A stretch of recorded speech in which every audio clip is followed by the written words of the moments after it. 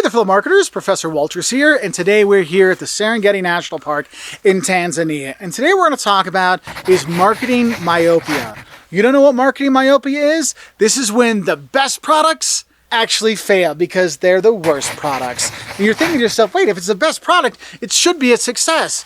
And that's what directors of companies think, directors and screenwriters of movie thinks, producers think of movies, engineers think, if I make the best product, everybody will buy it. But the thing is the best product that we make might not be what our customers want. And that's the kind of key premise behind marketing myopia. Because it's when firms pay more attention to the actual product or service they're trying to develop or the experience they're trying to develop, that they don't look for the benefits, values, or experiences that their customers actually want.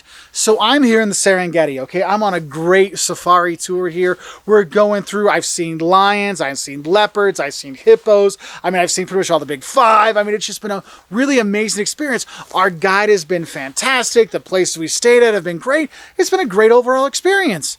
But you know what? If they decided what would make the best safari experience, well, we need to have luxury hotels, and we need to make sure there's toilets all over the place. We need to make sure everyone has great food wherever they go. And we think of all this, but we forget about the animals. Well, it doesn't matter how nice my camp is and that there's indoor plumbing and stuff like that if I don't get to see the lion or I don't see the cheetah going by like I saw today.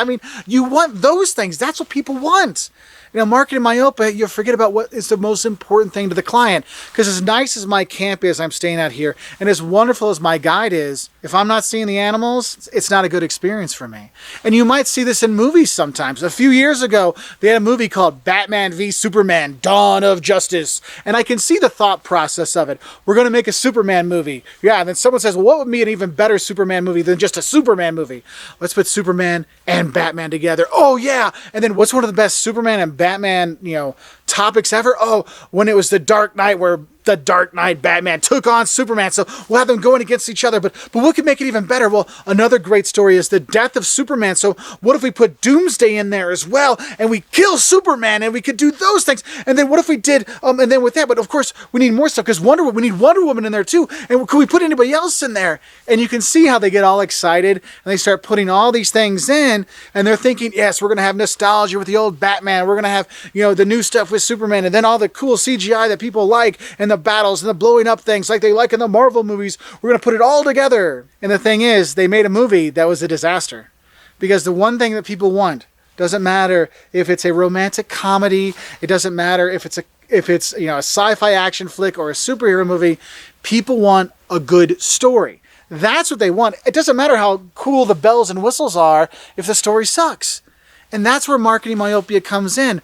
We get too concerned with the bells and whistles and making it the perfect everything that we forget about the clients.